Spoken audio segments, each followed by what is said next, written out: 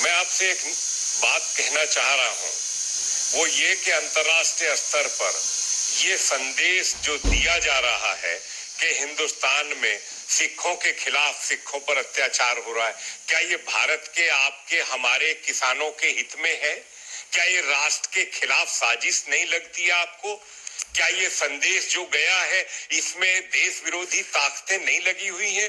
तो आपको उस सबको देखते हुए तत्काल और राष्ट्र को सम्मान के लिए आपको तुरंत जो है खंडन करना चाहिए कि जो हमारे भारत विरोधी ताकतें हैं, भारत को बदनाम करने वाली ताकतें हैं, हम उनको किसी कीमत पर हम उनका साथ नहीं है। दर्शनपाल, ये हम सबका दायित्व बनता है, देश के प्रत्येक हिंदुस्तानी नागरिक का दायित्व बनता है। ठीक है, मेरा आपसे बहुत नम्र निवेदन है। ठीक है, जवाब सुनते हैं। देखिए, मेरी बात सुनिए।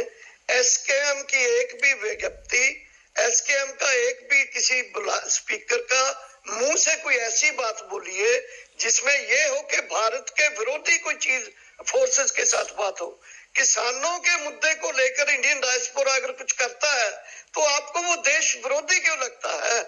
आप क्यों नहीं सोचते कि आपके देश का किसान है, अन्नदाता है, जिसने सबके लिए अनाज, सब्जियां, फल पैदा किए हैं, उनकी अगर कोई बात करता है उसको भी आप देशद्रोही, देश विरोधी बोलते हो। अगर वो एक साल के बाद किसानों के हक में, पक्ष में, सॉलिडरिटी में आते हैं तो उसको आप देश विरोधी क्यों बोलते हैं? क्यों बोलते हैं कृष्णवीर जी? आपको लगता है कि इंटरनेशनल सॉलिडरिटी क्या नहीं होती इस दुनिया में?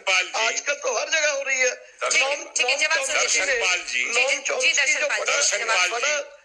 बड़ा अमेरिका का जो बुद्धिजीवी है, दर्शनपाल जी ने आर्टिकल लिखा।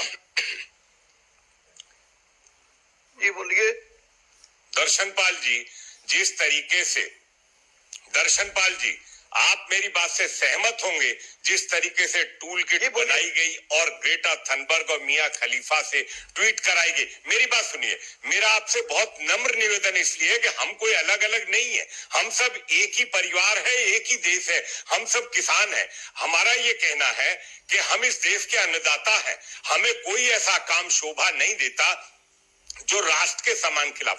और एक मेरा आपसे मुद्दा ये है कि अगर हम बाजार खोलने ही नहीं देना चाहते तो फिर कौन खरीदेगा? उस छोटे किसान के जो दुर्गति हो रही थी उसके लिए भी कुछ योजना आपके दिमाग में हो, आप उस पर भी सरकार को बताइए। एमएसपी तो मात्र 6% को मिलती है मेरे भैया, 94% का शोषण हो रहा है, उसका क्या करोगे? मैं आपसे सिर्फ ये कह रहा हूँ, इसलिए मैंने कहा है कि एक घंटे में और एक दिन में एमएसपी इस देश के किसान का। देखिए, लास्ट के लिए सुनिए दर्शनपाल जी, आप कमेटी में सुझाव रखिए, सुनिए कृष्णवीर जी, सुझाव रखिए जी सुनिए। वो छोटे